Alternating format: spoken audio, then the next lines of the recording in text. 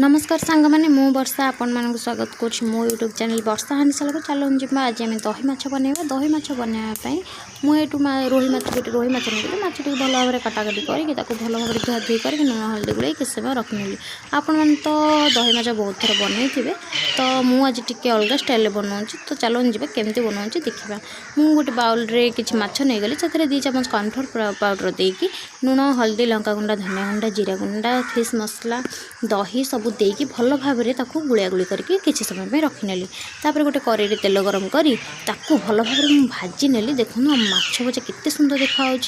तो माछ के भाजी सारा पर बड़ी जाइथिबा तेल रे मु पियाज देकी ताकू भल भाव में भजा भजी करने की से रखि अदा रसुण छेचा को पकईकी किसी समय भाजी नेली तार टे कंचा स्मेल जावापर मुझे टमाटो पकईदेली टमाटो पकाया पर मुझे किसी लुण देदेली लुण देकी हल्दी गुंडा लंका गुंडा धनिया गुंडा जीरा गुंडा